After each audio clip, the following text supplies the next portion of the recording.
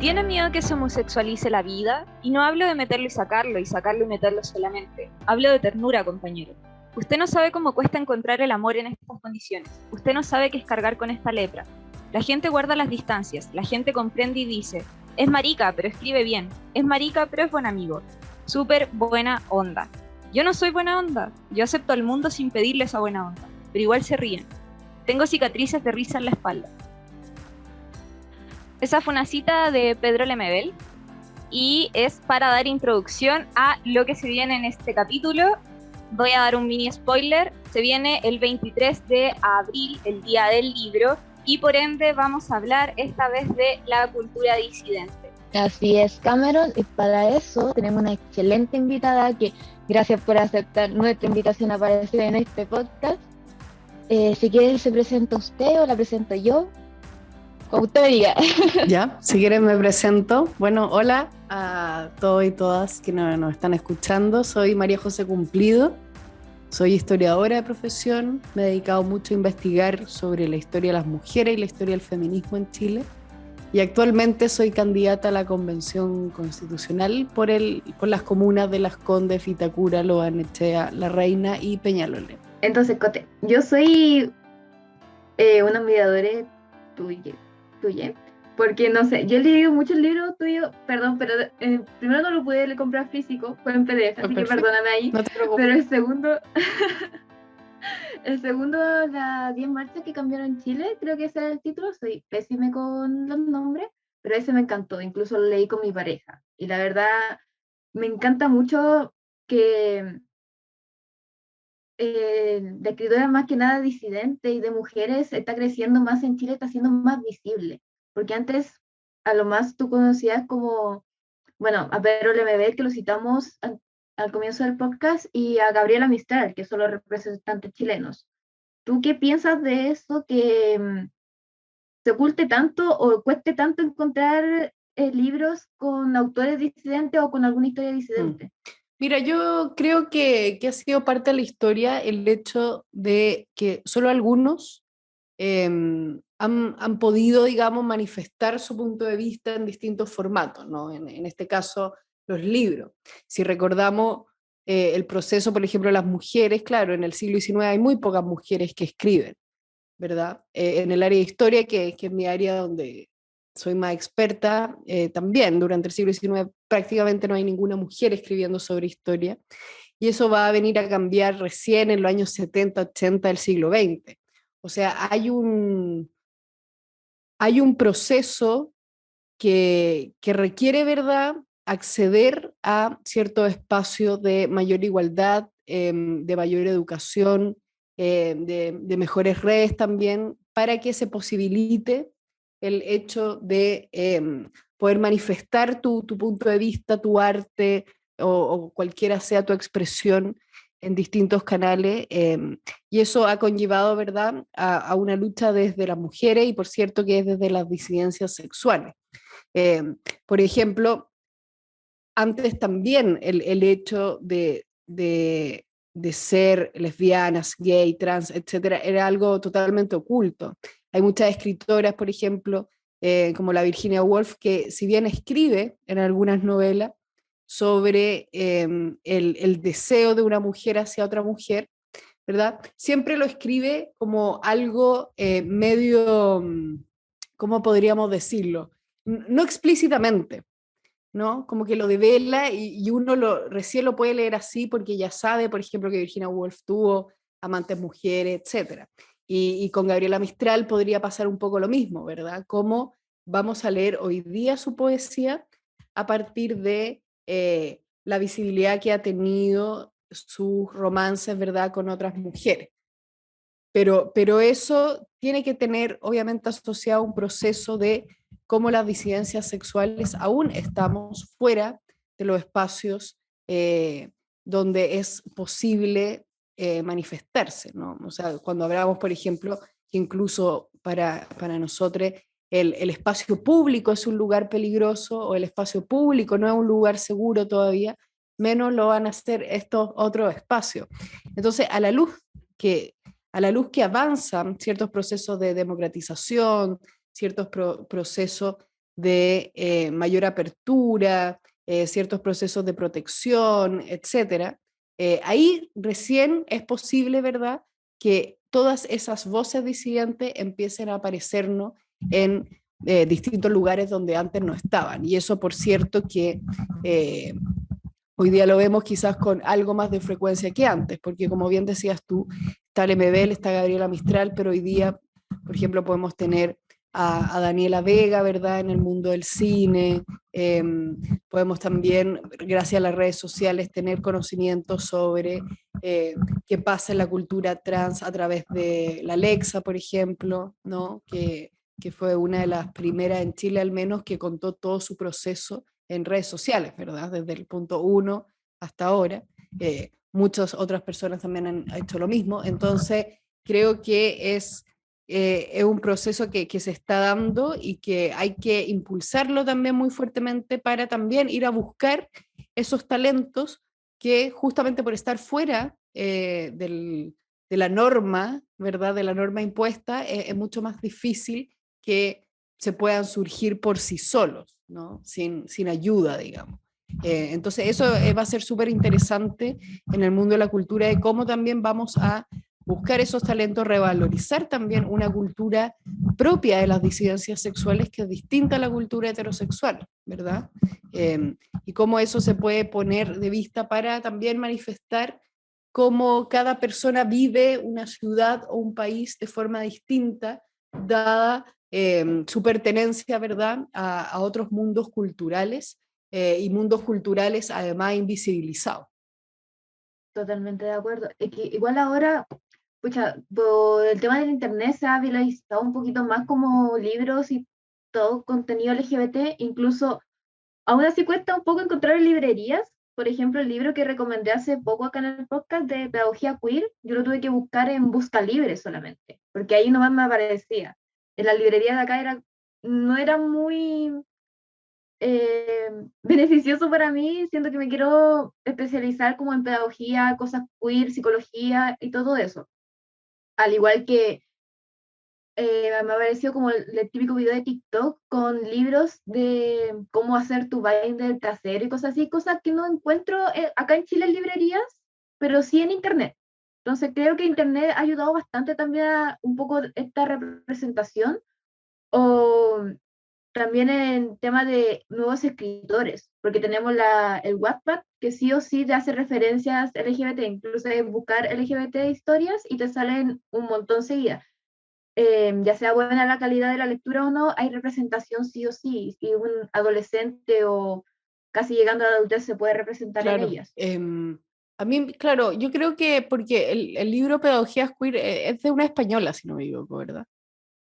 Creo que sí. Claro, entonces eso también devela cómo los países también han tenido esas políticas donde son temas mucho menos tabú. O sea, España vivió un gran movimiento queer en los años 80, mientras nosotros estábamos en dictadura. Entonces, claramente hay un desfase importante em, que, que yo creo que también puede servirnos en cómo podemos traducir o cómo podemos nosotros mismos desde Chile generar nuestros propios textos, nuestros propios cine, nuestro propio, etcétera, a raíz de una cultura queer, podríamos decir, que también es distinta a España, que es distinta a la de Estados Unidos, que es distinta, etcétera, etcétera.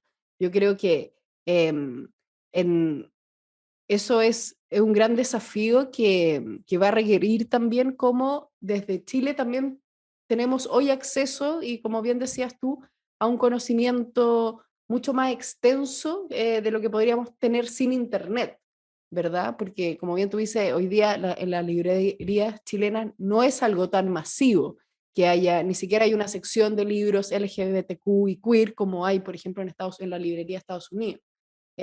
Eso hay que hacerlo de alguna manera, porque eso está en todas partes. O sea, por ejemplo, si hoy día uno buscara un libro sobre la historia de la comunidad LGBTQ, hay muy pocos libros. Oscar Contardo tiene uno que se llama Raro, hay otros libros más particulares, pero aún es un mundo que, que se está quizás afiatando, pero que va a necesitar como señalabas muchos referentes nuevos y muchos puntos de vista también nuevos, porque obviamente puede ser muy distinto, y pongo un ejemplo, ser lesbiana, ¿no?, en Santiago que serlo en Arica o serlo en Chiloé, ¿no? Cómo se van mezclando también nuestros contextos culturales, nuestras relaciones de clase, ¿verdad? Si pertenecemos o no a a un pueblo indígena, con también nuestra particularidad LGBTQ. Y yo creo que ahí hay una carencia, ¿verdad?, de información, y estoy de acuerdo, pero también hay hay un vacío que está por llenarse, ¿verdad? Que hay un mundo, ¿no?, que, que está muy abierto a empezar a trabajar y pensar también a desarrollar ciertas habilidades desde él. Entonces, a mí, claro, me parece súper interesante lo que tú dices de una pedagogía queer y que puede ser aún más interesante de cómo podemos llevar una pedagogía queer a la realidad educacional, ¿verdad?, en Chile, que es distinta a la de España, por cierto. Eh, y eso al final es un trabajo único y algo que también nos puede iluminar a partir de relatos de otros lugares del mundo, el pensar qué somos, qué no somos y qué podemos ser. Oye, en ese sentido, bueno, recordé como un dato muy random que a nosotros nos pasaron en la carrera. En Chile, antes de la dictadura, era uno de los países más avanzados culturalmente a nivel mundial. De hecho, en el área de lo que eran, por ejemplo, los museos, que es como lo que yo un poco estudié, eh, fueron los primeros en proponer como todo lo que era el museo al pueblo y el museo a la comunidad. Y fue una idea que partió de Chile y que irónicamente como que partió en Chile, fue la dictadura y se amplió en el mundo y todos avanzaron y Chile se estancó. Y ahora estamos como 20, 30 años atrasados en esa materia, siendo que comenzó acá. Y en ese sentido igual es interesante ver cómo al final Chile de cierto modo se estancó, pero también pensar en qué va a ocurrir ahora. Se está desestancando, están surgiendo nuevos diálogos y cómo es también esa representación. No sé si te gustaría como andar un poco en eso, porque igual lo tocaste un poco, pero siento que igual es importante hablar de cómo se da igualmente esta representación en la cultura disidente. Sí, yo estoy súper de acuerdo contigo en que hubo mucho avance a lo largo del siglo XX de distintas materias y claro, y la dictadura en muchas formas sirvió como como una puerta, ¿no?, que impidió el que se siguiera avanzando en eso. Hoy día lo que yo creo es que estamos en una situación donde el mundo cultural es un mundo muy mal mirado, em, es un mundo que el Estado no apoya prácticamente, o sea, los artistas hoy día viven de los concursos, que es básicamente vivir de jugar lotería año a año, ¿no? En gran medida no es, no, los concursos no te dan cierta estabilidad que necesitas, ¿verdad?, para vivir, para terminar el mes, para una serie de operaciones que, que obviamente en Chile están demasiado generalizadas y que esa puede haber sido también una causa del estallido, ¿no? Como nuestra vida es una inestabilidad permanente, donde no sabes cómo va a terminar el mes o tampoco tienes tiempo para pensar también en otras formas de vivir. Em, y, y en ese sentido, quienes son muy pocos los que han logrado transformar el arte en, en una plataforma con gran visibilidad, por ejemplo, estoy pensando en grandes teatros o directores de cine o autores, por ejemplo. Han sido muy pocos y ha requerido un esfuerzo gigantesco, ¿no? Pero eso no implica que la cultura sea accesible por todos, ¿verdad? En el caso de Santiago es bien evidente donde vemos que los circuitos culturales se mueven en 5 o 6 comunas máximo, ¿verdad?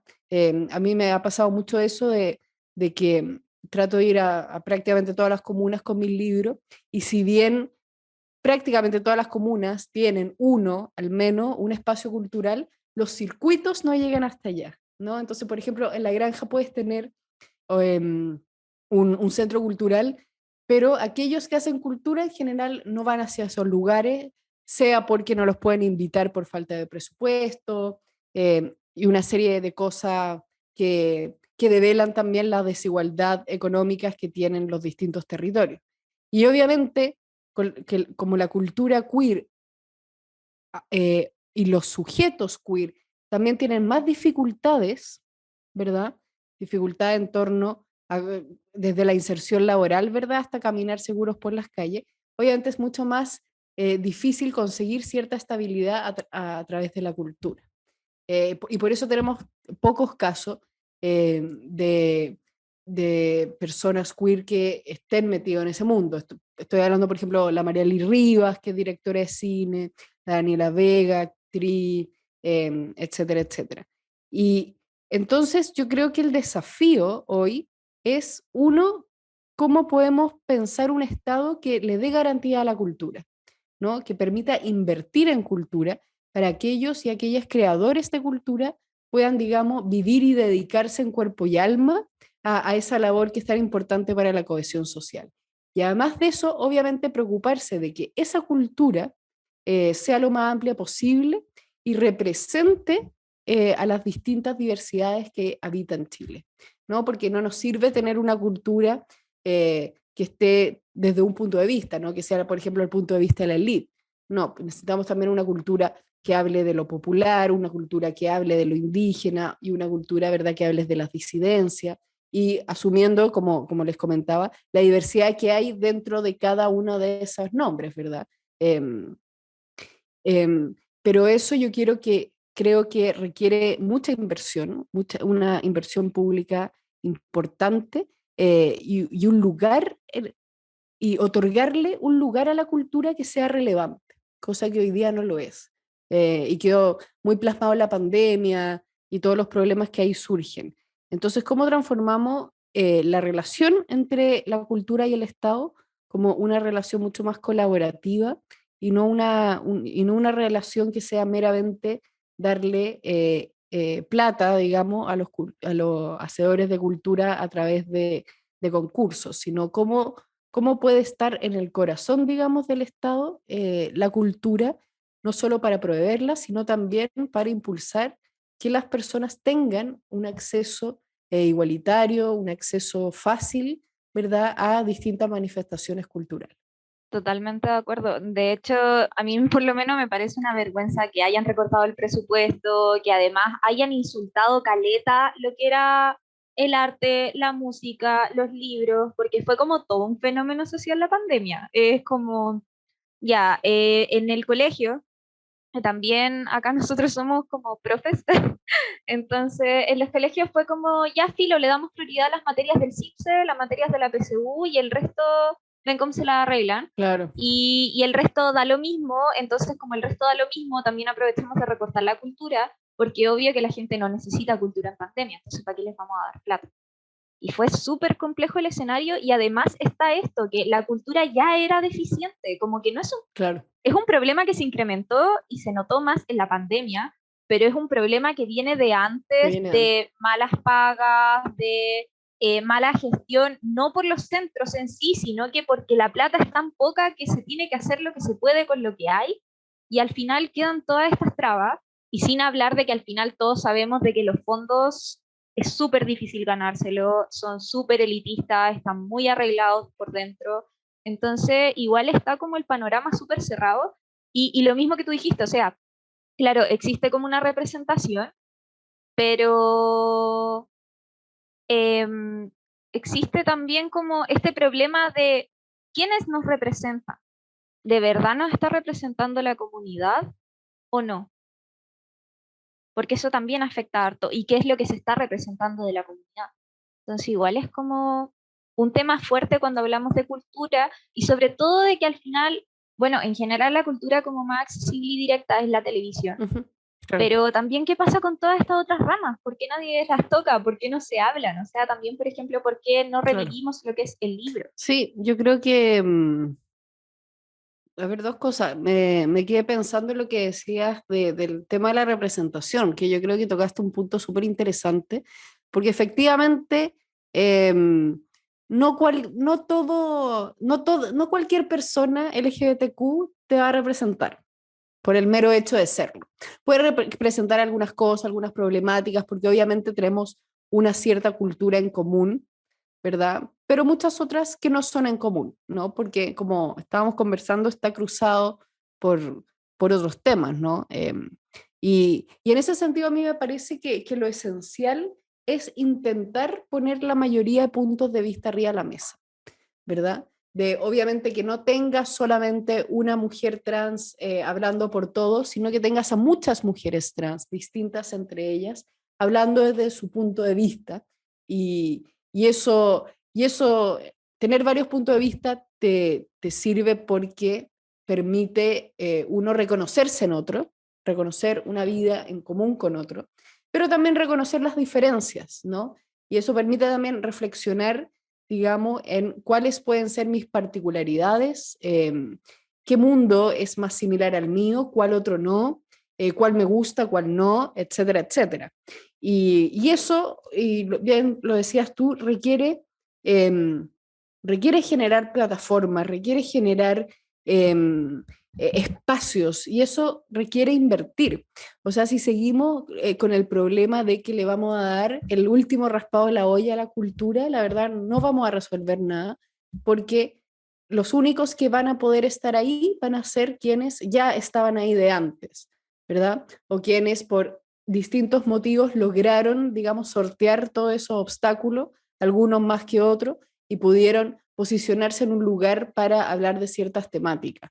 Em, pero, pero al menos lo que yo he visto es que tampoco podemos quedarnos a esperar que eso ocurra, porque eso puede tomar mucho tiempo, ¿no? Es qué podemos hacer nosotros desde nuestro lugar para generar esa cultura, aunque sea en un grupo pequeño de personas, ¿verdad? Porque yo estoy convencida de que realmente el impactar un grupo de personas empieza a funcionar como un dominó, ¿no? Impacta, impacta, impacta. Y eso en términos quizás muy gruesos, es como cuando yo le tuve que explicar a mi madre que era ser lesbiana porque ella jamás había escuchado esa palabra, ¿cachai? Y eso impactó su vida y ella impacta a su círculo y su círculo a su círculo y así va creciendo un relato o una visión, digamos, de lo que puede ser una cultura.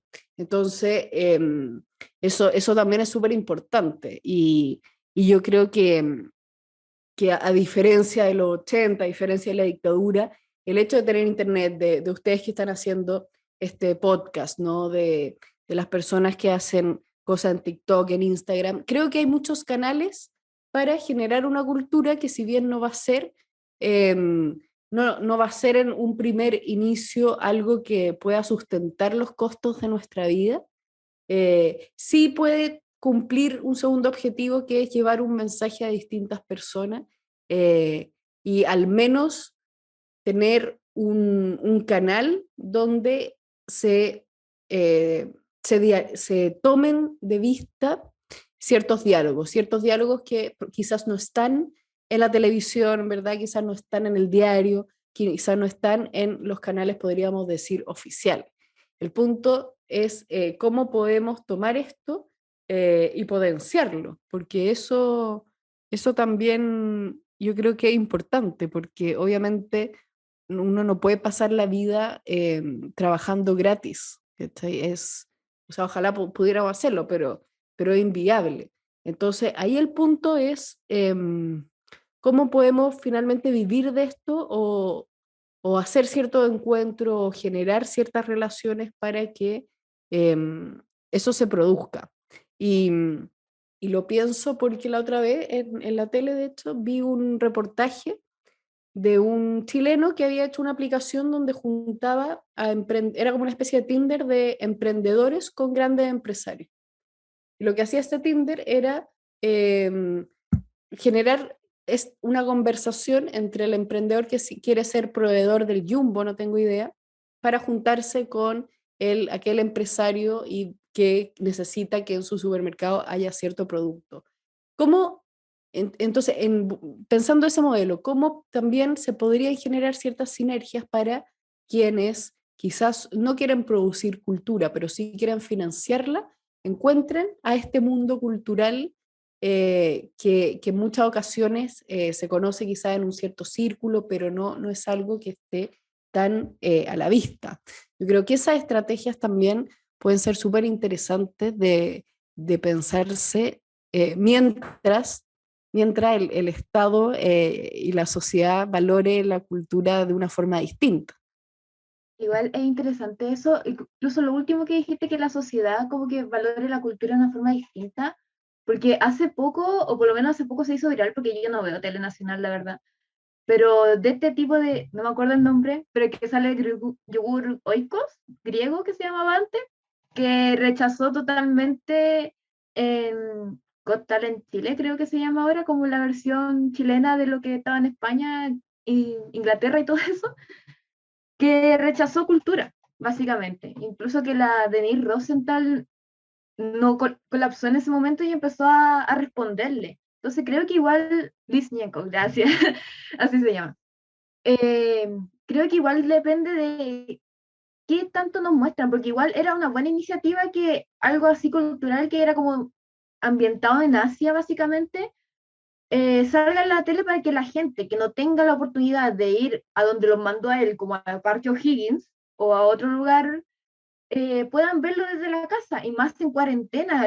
Para mí fue de verdad como vergüenza ajena que le dijera Yo que creo que es no por súper el simple complejo hecho de que era porque una gran oportunidad y al se ser perdió concursos, totalmente. claro, está ahí a la disposición de que a alguien no le guste tu manifestación cultural y a otros le puede encantar, pero yo creo que ahí el punto es, claro, y tú lo decías, ¿qué tipo de acceso o a qué cultura tenemos acceso desde nuestras casas?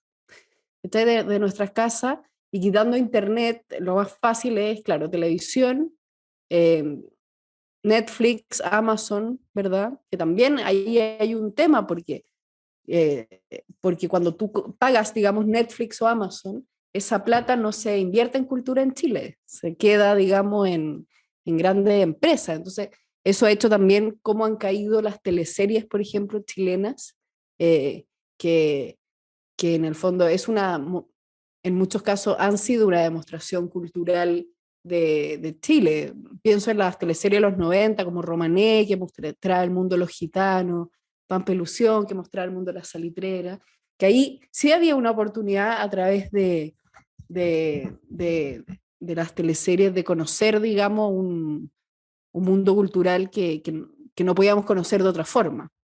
Um, y, y, en ese sentido, creo que por eso es importante la posibilidad que uno tenga de acceder a distintas manifestaciones, porque, porque obviamente es muy acotado, en pandemia más, porque ni siquiera podemos desplazarnos, eh, pero al mismo tiempo requiere esfuerzos que podrían ser interesantes, como la otra vez estaba escuchando a un candidato a alcalde decir, mira, nosotros todos los años en la municipalidad hacemos conciertos de música, obras de teatro, etcétera, etcétera. Y es, ¿qué pasa si lo sacamos de la municipalidad y lo llevamos a las plazas, ¿verdad? A los espacios públicos. Entonces, en vez de tú trasladarte a un lugar en específico, puedes salir de tu casa y tienes una plaza cerca o cualquier cosa, digamos, y ahí está sucediendo algo cultural, ¿no? Entonces ahí también, yo creo que ahí también hay un desafío del Estado de cómo llevo también la cultura a tu casa, porque sabemos que no muchas personas pueden trasladarse, muchas cuidan hijos, cuidan a sus padres, no pueden salir de sus casas a ver una obra, no tienen tiempo, pero es muy distinto si viene a ti, ¿verdad?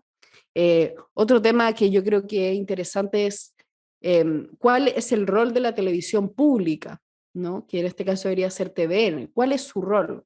¿Está cumpliendo un rol de mostrar una cultura diversa, de mostrar distintas representaciones o solamente está haciendo programas que tengan un buen rating, ¿verdad? Yo creo que esos son temas que van a ser súper interesantes en la discusión de pensando en cómo logramos llevar la cultura, digamos, a la puerta de tu casa. sobre todo en una generación que cada vez más está acostumbrada a Internet, que cada vez más tiene acceso a Internet, donde en el fondo puede buscar lo que sea, ¿verdad? Pero uno solo puede buscar cosas que conoce o que se pregunta, ¿verdad? Si tú nunca has tenido o no, nada de, qué sé yo, teatro, nunca has ido al teatro, es muy poco probable que busques como, oh, ¿qué hay en el teatro, verdad? Tienes que conocerlo primero. Entonces, por eso es importante el cómo podemos acceder, digamos, o a conocer qué es lo que existe en el mundo de la cultura para ahí uno ir también descubriendo qué te gusta más, qué no, qué prefieres, qué no, y ahí comenzar una relación mucho más cotidiana y mucho más personal también con lo que significa la cultura. De hecho, tocaste un punto súper interesante. Hay un montón de estudios que dicen que como que la gente siente una barrera cultural al momento de acercarse a los espacios culturales. Y que es algo de tan fuerte, sobre todo acá en Chile, de que las mismas fachadas de todo lo que son los centros culturales hacen que la gente no quiera entrar, porque sienten que no van a entender lo que hay adentro, porque sienten que se van a sentir estúpidas, porque, no sé, la educación también es pésima, entonces como que la gente al final genera un rechazo. Y todos los movimientos que ahora Sí, se están haciendo, efectivamente, son para tratar de llevar todo esto a las escuelas, que es un paso súper importante, porque en el momento de que se lleva a la escuela y tú le enseñas como el museo vino, tú también puedes ir al museo. Y por otra parte también a lo que son las plazas, a lo que son como los sectores, y salen cosas súper interesantes de eso, como, no sé, por ejemplo, yo recuerdo que en un lugar donde viví, que es un pueblo súper chico, San Clemente, hacían talleres de pintura al aire libre. Entonces, los que éramos del taller de pintura exponíamos nuestros cuadros. Yo no alcancé a exponer, pero exponían los cuadros y ponían bastidores con pintura para que la gente que pasara no solamente viera los cuadros, sino que también pudiera pintar al aire libre. Y era algo que resultaba súper bien porque al final la gente no solamente tenía el acceso, sino que también tenía como el hacer, y uno lo invitaba como a participar del proceso. Y son cosas que en Chile están súper dejadas de lado, como que son iniciativas súper pequeñas y súper personales que impactan, pero no logran impactar más allá porque se quedan en la iniciativa personal. Entonces ahí como que queda el desafío de cómo accedemos al resto. Y ahí hay un tema como muy importante que es cómo las disidencias, porque si ya estas iniciativas personales cuestan y parten de generalmente y de forma lamentable de hombres heterosis, ¿cómo lo hacemos para que nos escuchen al resto, a las disidencias en general? O sea, recién ahora, y es algo que igual lo hemos tocado como en caleta de capítulos, están escuchando a las mujeres heterosis, que también es algo brígido. ¿Qué pasa con todo lo que hay detrás? claro. Entonces, Sí, eso es como el desafío. No sé si te gustaría como tratar un poco de algún punto o dar algún sí. consejo también. Mira, yo estoy súper de acuerdo con lo que dijiste sobre las fachadas de los espacios. Yo trabajé muchos años en la Biblioteca Nacional y nadie entraba porque era muy hostil. Y era muy hostil, toda la razón porque tú entrabas y nadie te decía, hola, estás en la Biblioteca Nacional, aquí puedes hacer esto, esto, esto, esto, y yo te ayudo. ¿Cachai? De hecho, la primera vez que yo fui a la Biblioteca Nacional para hacer un trabajo, no tenía idea ni a qué piso tenía que ir, ni cómo se pedían las cosas. Y obvio, no tengo por qué saber si nunca he ido, pero no había ninguna política pública que te dijera, anda a ver a esa persona que entró y enséñale cómo funciona este mundo, cómo ella puede acceder a lo que quiere acceder. ¿Cachai? Y eso pasa, yo te diría que en prácticamente todos los lugares de los centros culturales, ¿no? Que la primera vez es muy terrible porque no sabes nada, ¿verdad? Y no hay nadie como con vocación de servicio que te enseñe cómo funciona ese mundo. Y también en ese sentido estoy súper de acuerdo de que la cultura no debería ser algo voluntarioso, que dependa de si el alcalde, ponte tú de San Clemente, le interesa esto y al siguiente no, sino que tiene que ser una política pública, porque también hay comunas con más plata que otras, ¿verdad? Y hay comunas que va a poder hacer el festival, el ciclo de cine, obras de teatro, y otras comunas que no van a tener presupuesto o van a tener solamente para hacer una cosa. Entonces, yo creo que ahí el desafío es cómo el Estado se hace cargo de entregar la misma calidad de cultura a todas las 352 comunas, digamos, de Chile, y con esa diversidad. Y en términos de la disidencia, que yo estoy de acuerdo que es aún más difícil, yo creo que tiene que ser desde ya una política pública del Estado, visibilizar ciertas manifestaciones, ¿verdad?, culturales que no han estado arriba de la mesa. Y eso también requiere un trabajo colectivo de parte de las disidencias, porque en muchas ocasiones tampoco hemos tenido la oportunidad de trabajar en conjunto, y de poder un poco aunar fuerzas para generar ciertos productos, digamos, ciertas intervenciones o ciertas manifestaciones culturales que tengan alto impacto y que también puedan manifestar la diversidad dentro de las disidencias sexuales. Eh, y eso yo creo que va a ser algo súper importante porque hoy día también se ve la desigualdad dentro de las disidencias, de todas maneras, ¿verdad? Y es un poco lo que decía antes, o sea, ser trans hoy día en Las Condes es súper distinto de ser trans en Chiloé, por poner un ejemplo, ¿cachai? En cuanto a tu experiencia de cotidiana, en cuanto a tu experiencia de acceso a otras cosas, etc. Entonces, yo creo que un trabajo ahí importante puede ser que haya algún observatorio, ¿no?, de políticas culturales que tenga su mirada puesta, ¿verdad?, en disidencias sexuales. Así como haya otro que tenga su mirada puesta en los distintos pueblos indígenas, ¿verdad?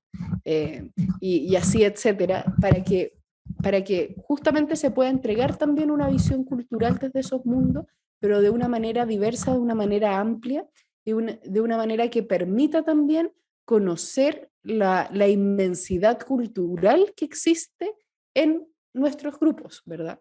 Y eso es súper importante porque, como bien decías tú, si solo mostramos mujeres cisgénero, estamos dejando de lado toda otra manifestación que va a ser súper importante para ciertos grupos, que va a ser súper importante para la visibilización, va a ser súper importante para el trabajo, para la no violencia, para la no discriminación, y eso yo creo que ese va a ser el gran esfuerzo que como sociedad también tenemos que hacer, cómo lograr eh, que las políticas públicas asociadas a la cultura sean mucho más amplias, ¿verdad?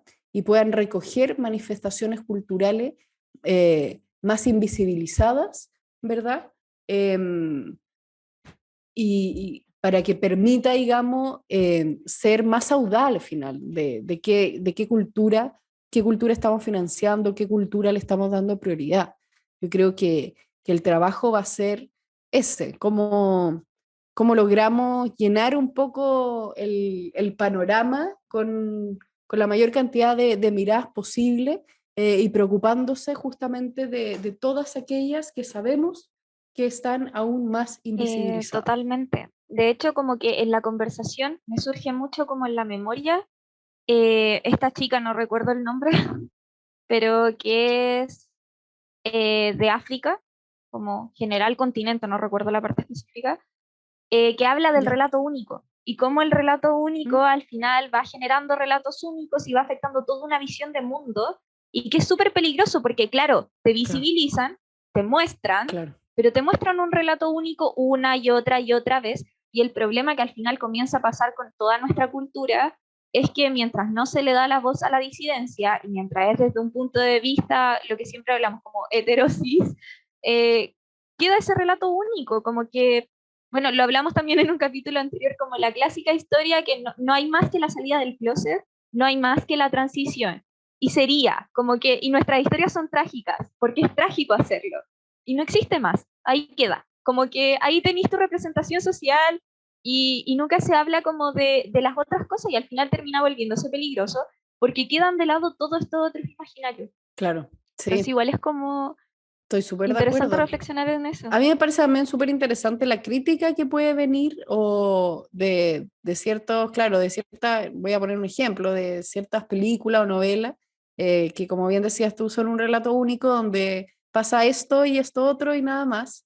Eh, pero, pero lo que iba es la importancia también de producir crítica dentro, ¿verdad?, del mundo de la disidencia. Y un ejemplo es la película El Medell, donde todos los actores eran hombres cis hetero, ¿cachai? Y uno se preguntaba, pero ¿cómo no va a haber ningún actor, actriz que pueda hacer el papel, digamos, que representa mucho mejor también y que entiende mucho mejor de un personaje que está súper invisibilizado en nuestro cine, ¿no? Entonces, ahí también yo encuentro súper interesante cómo podemos producir a través de estos mismos podcasts, blogs, etcétera, una mirada de cómo estamos hoy día siendo representados, ¿verdad? O qué miradas faltan. Y eso a mí eso también puede ser un producto cultural súper importante para borrar el relato único. Porque otra crítica que escuché mucho a propósito de Una mujer fantástica era que todo era un ambiente de élite, ¿verdad? Todo estaba enmarcado, digamos, en un Santiago de élite, en un Santiago verde, un Santiago bonito, ¿verdad? Que muchas veces ni siquiera parecía Santiago o no identificaba el Santiago donde la mayoría de las personas vivimos, ¿verdad? Que no es verde, es café, ¿cachai? Entonces, yo creo que eso también eso puede ser súper interesante, el cómo mantener el pensamiento crítico y también cómo nosotros desde la disidencia no nos compramos ese relato único solo porque, está mostrando trans, que hemos avanzado como país. ¿Sí? No quedarse en eso, sino es como, ok, pero ¿qué está mostrando? ¿Cómo está mostrando? ¿Qué de eso no está en mi vida o en la vida de mis amigues o en la vida de las personas que conozco, ¿verdad? Y qué es lo que falta, o también cómo nosotros podemos producir historias que no están en ese mundo. Y es un poco lo que a mí me pasó cuando escribí Chilenas. Ese libro nace desde la experiencia de que yo leí historia de Chile, pero nunca habían mujeres, ¿no? Después empiezo a mirar la ciudad, no hay estatuas de mujeres, ¿dónde están las mujeres? ¿Qué hacían las mujeres mientras todo esto estaba pasando en nuestra historia? Y ahí fue que se me ocurrió la idea de escribir Chilenas, justamente para visibilizar esas historias que no estaban arriba de la mesa. Y yo creo que eso es, para generar cultura, yo creo que es súper importante el observar y el dudar también de cómo, qué es lo que nos cuentan y cómo nos están contando esa historia. Claro, como que lo que pasaba, estaba estos tipos que actuaron en Una mujer fantástica, yo también la quedé pensando como, pero ese es hetero, ¿por qué está ahí? Como los personajes que identificaba, ¿por qué están ahí? Hay muchos actores, actrices que son capaces y son parte de la comunidad que pueden representar mucho mejor que alguien hetero cis. Incluso ahora hace poco, por lo que, no hace poco, sino que hace un tiempo atrás, un chico que participó en El Reemplazante, un actor, está haciendo como una colecta para hacer un largometraje que se llama La Isla de las Gaviotas, que va a tener representación trans y no binaria. Y lo encuentro bastante interesante y súper bueno para seguir incentivando este cine LGBT acá en Chile. Aparte que ya tenemos como un poco representantes, o los representantes que de repente tenemos no ocultan, como lo que pasaba con Gabriela y Doris, que eran como, oh, sí, son buenas amigas, nomás no pasa nada. Eh,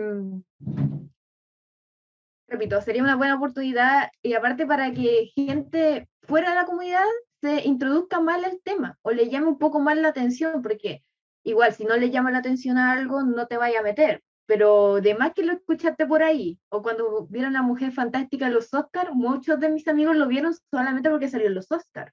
Y eso igual llama la atención y te puedes dirigir a ese tema y abundar un poco más, un poco empatizar, por así decirlo, con la realidad, ya sea como, claro, es un Santiago como fantástico, pero la historia en sí es bastante cruda y real, es bastante bonita en cierto sentido porque cuenta todo como eso, por lo menos como yo lo sentí al momento de transicionar y todo. Entonces, siento que faltan los espacios, pero a la vez también hay gente que lo está creando, solamente que falta el apoyo, como repetíamos antes. Sí, sí, en eso estoy súper de acuerdo. El apoyo es fundamental. Y ahí, claro, es la pregunta cómo hoy día nos podemos organizar. Yo creo que algo pequeño que podemos hacer es tratar de el consumo cultural que hagamos, hacerlo con de las personas, digamos, que más necesitan representación, ¿cachai? En fondo, si tenéis 20 lucas para invitar gente al cine, para ir de lado al cine, ya quizás donar esas 20 lucas al, ¿cómo se llama? El que me dijiste, La isla de las gaviotas. la isla de los gaviotas, ¿cachai? Como también nosotros nos podemos hacer responsables de nuestro consumo cultural, ¿cachai? Yo creo que eso también, aunque es más pequeño, eso también puede ayudar mientras logramos que el Estado, digamos, haga un, haga un aporte significativo. Es como algo del día a día, ¿cachai? O si, no sé, si quieres, qué sé yo, comprar un libro, quizás comprar libros o el que te vas a comprar que sea de alguien que tiene menos visibilidad, que quizás necesita ese dinero más que otros, total el otro se puede piratear, ¿cachai? Como, ¿dónde apostamos, digamos, el dinero que nosotros le damos, digamos, a la cultura, o con el que financiamos la cultura, ¿cachai? Yo creo que eso es algo que uno puede hacer y también como siendo responsables de cómo impacta nuestra economía, ¿cachai? A la economía de los otros. Y eso, lo mismo que en el fondo es la economía circular, lo podemos llevar, que siempre va a ser mejor comprarte un café al señor que tiene el negocio en la esquina que un Starbucks, ¿cachai? Porque la plata que tú le das al señor de la esquina, él, ese peso, esa plata la va a usar también para algo que quede, digamos, o en el barrio o en el país. En cambio, Starbucks, esas 10 lucas van a quedar en Estados Unidos, ¿cachai? Eh, entonces yo creo que esa forma también de pensar de manera más colaborativa y de manera quizás más responsable con el impacto que uno puede tener sobre otros indirectamente, creo que también es un camino que nos puede ayudar mucho como comunidad LGBTQ, el también cómo de a poco podemos nosotros generar una comunidad capaz de ayudarse mutuamente y capaz de plantear la necesidad, ¿verdad?, de visibilizar estos temas, ¿cachai? Y cómo quizás uno va a privilegiar quizás el consumo de esos productos culturales por sobre otros, con el fin también de impulsar un cambio distinto, ¿cachai? Eso es algo también súper importante, que hay que ser consciente y muchas veces una lata, pero que también puede tener un impacto que hoy día no es tan fácil verlo. Quizá. De hecho, con lo que dijiste me acordé como de dos cosas particulares, que fue una, es que Luis Ñeco también en este programa como de talento le faltó el respeto, porque fue básicamente una falta de respeto, a gente que era, creo que del espectro no binario. El tema es que usaba pronombres neutros. Y él fue y les dijo así como, no voy a estar ocupando el todes. Como, me perdonan, pero no voy a estar ocupando el todes. Y al final toda la gente de la comunidad fue y fue como, claro, cuando tuviste que interpretar el papel en Tengo miedo torero y te dieron las lucas, puta, hago de la traba. Y después ¿dónde queda? O sea, te enfrentáis a la comunidad y hasta ahí llega el respeto. Y la otra cosa que también siento y comparto mucho es cómo administramos el dinero y a quienes les damos como la fuerza de representación. De hecho, gran parte de la comunidad de Harry Potter ahora está haciendo eso porque J.K. Rowling ha dicho cosas súper transfóbicas, es homofóbica, como que no se ha dicho así de explícito, pero lo es y lo ha demarcado igual con personajes de los libros, lo cual es más brígido todavía.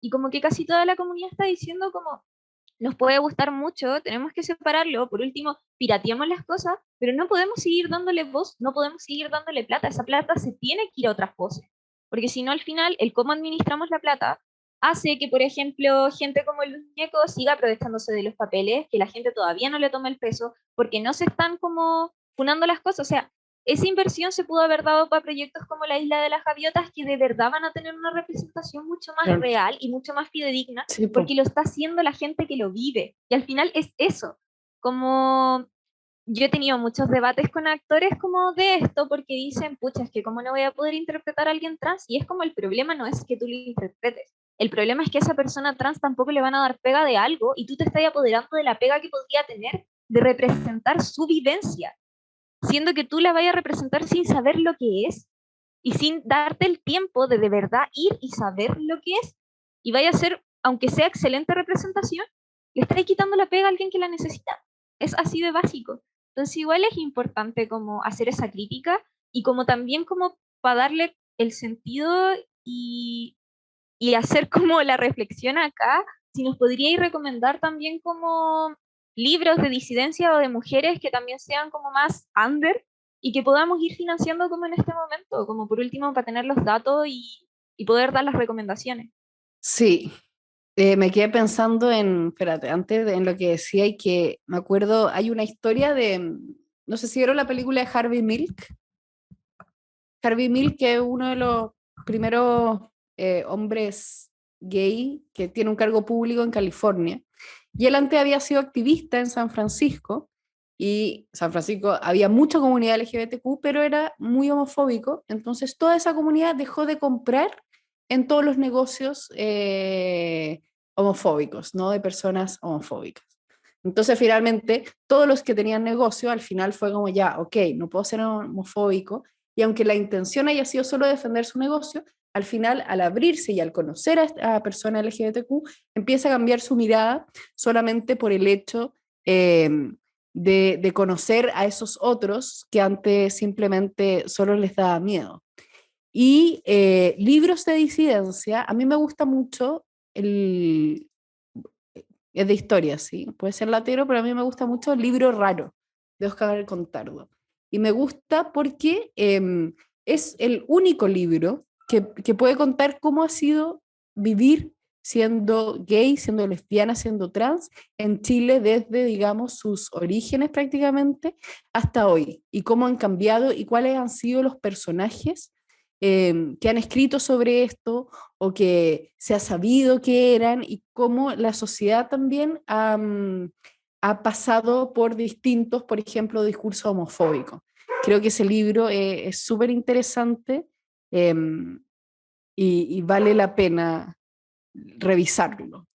¿Qué otro? Bueno, ahora me estoy leyendo el libro Antología Feminista, las tesis, eh, que está re bueno también porque muestra distintas aproximaciones y distintas miradas sobre el feminismo.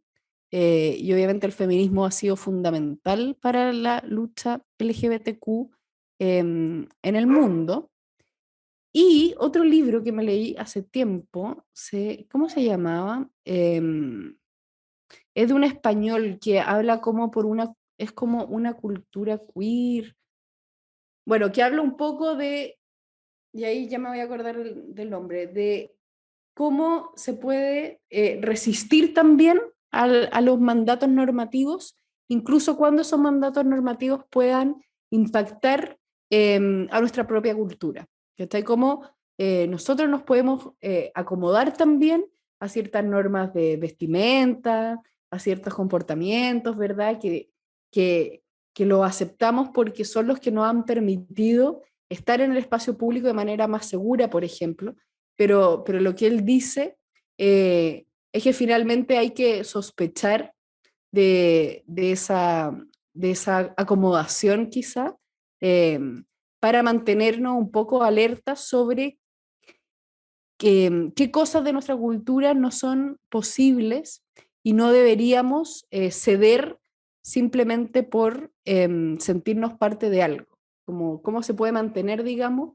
este, este amor quizás por la disidencia, eh, sin, digamos, sin invisibilizar prácticas que puede que sean, en el fondo, peor vistas que otros, un poco así. No me acuerdo ahora cómo se llamaba, pero es como, eh, lo tenía por acá. Bueno, pero se los voy a mandar cuando lo encuentre. Ahí lo mandas por interno, no hay ningún problema, lo publicamos en la página después. Eso. Igual yo quiero recomendar los libros de María José Cumplido porque a mí me encantan, yo lo amo. Siento que saca muchas cosas de la historia que en el colegio lamentablemente no te están mostrando y que no se habla mucho. Incluso en el libro Las 10 marchas, yo me sorprendí bastante desde cómo desde la primera marcha ya se empezó a repetir la historia con el estallido social. Fue como, oh, y esto te suena, y le leía como el párrafo a mi pareja y fue como, esto pasó el 18 de octubre.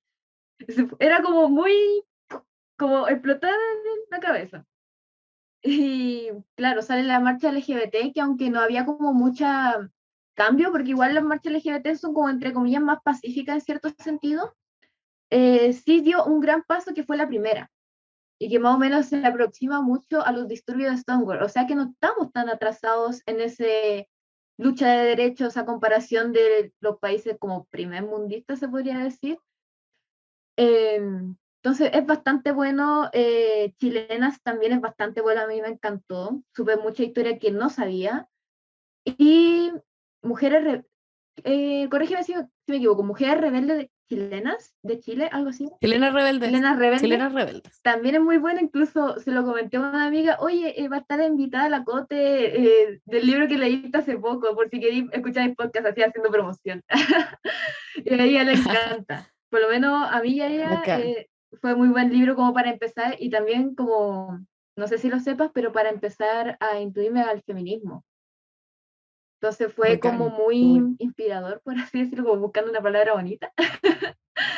Entonces, repito, muchas gracias por haber aceptado mi invitación y por haber estado aquí y compartirnos tus ideas y aparte de darnos como cómo seguir a través de la historia, gracias a tu rol de historiadora, cómo funcionar un poquito más, de cómo ser más visible en la cultura LGBT, por lo menos Mm. acá en Chile. Yo quiero agradecerle mucho la invitación. Creo que como hemos conversado, estos espacios son pocos. Creo que deberían ser más y creo que hay que hacer todos los esfuerzos posibles justamente para hablar de las disidencias, de cómo continuar y lo que hablas de cómo hemos venido luchando hace muchas décadas y todavía falta harto.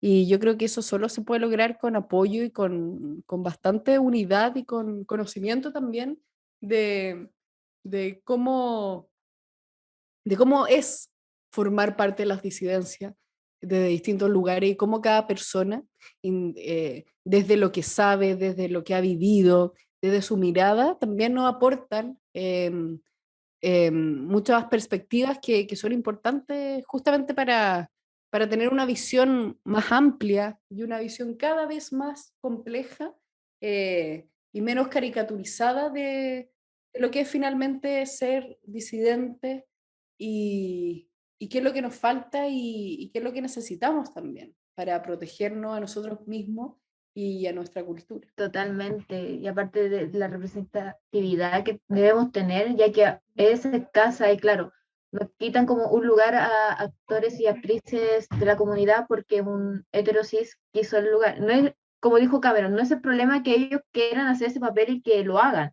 El problema es que están ignorando a alguien de la comunidad que puede hacerlo y representándose a sí mismo. Es el mayor problema. No es que nos moleste que, o sea, entre comillas sí, pero no tanto, que no, que esté un heterosis ahí en pantalla representando a alguien trans o a alguien homosexual, no binario, sino que quita pega, lamentablemente quita pega porque la industria en sí del cine no toma mucho en cuenta estos protagonismos, a no ser que la historia se base en algo triste para poder meterlos. O que sea como justo la prostituta trans, o justo, no, que es un niño y la trama conviene que sea así, así que vamos a traer un personaje trans acá. Si no, es Bueno, y como... además, sí, y además el otro tema es que cuando uno ve personas trans en la tele, siempre están haciendo de trans, como ¿por Mm, qué no pueden hacer de cis? ¿Cachai? claro. ¿Por qué no hay que...? Y eso también es un tema, porque yo creo, claro, si un hetero cis puede hacer de trans, ¿por qué no hay trans haciendo hetero cis? ¿No? Yo creo que eso tiene que ver con cómo tenemos a distintas personas haciendo distintos papeles y no solo a un gran grupo en su mayoría haciendo todos los papeles. Eso sí, hace poco vi una película que lo compartimos en un grupo que tengo por internet, que creo que está nominada a los Oscars. Es una historia donde una chica se venga porque a su amiga la abusaron físicamente. Entonces ella va buscando hombres para vengarse, no tanto como violencia, sino que, no sé, se hace la drogada o la curada de repente para después encararlos, básicamente. Entonces la jefa de ella es la actriz de Orange is the New Black, Perfecto. la actriz trans, pero no dicen que es trans, y a mí fue como, me encantó, o sea, es como una sigue mujer siendo la jefa, sí, como totalmente, se vio algo normal, se vio algo normalizado sin que tener que decir o meterla de cierta forma que es trans. Fue bastante bonito verlo y fue como lo que más me emocionó de la película, la verdad.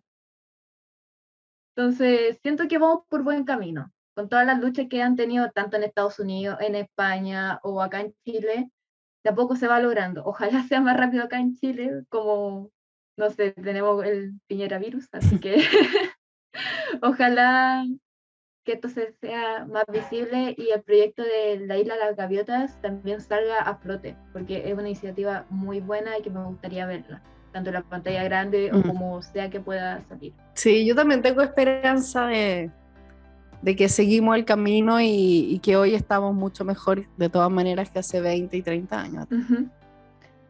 Así que muchas gracias nuevamente, Cote, por haber asistido. Muchas gracias a ustedes. Cuando quieran, ya tienen mi contacto. Sí, gracias por la instancia. Aprovechamos de también decirle a quienes nos escuchan de que de verdad pasen a leer los libros, pasen a apoyar la cultura, sigan peleando, sigan visibilizando. A quienes hacen cultura, sigan haciéndolo, y por último, si necesitan apoyo, síganos en las redes, mándenos sus contactos. Nosotros también podemos apoyar a visibilizar. Buenísimo. Y que sea como una lucha en conjunto finalmente. Que vayamos cambiando esto de a poquito. ¿Algo para finalizar, Cote? Reiterar los agradecimientos y sí, muy siguiendo lo que han dicho, apoyar a la cultura y tener la conciencia de que todo esto se hace colectivamente y que cada uno de nosotros tiene un rol que cumplir, aunque pareciera ser un granito de arena, muchos granitos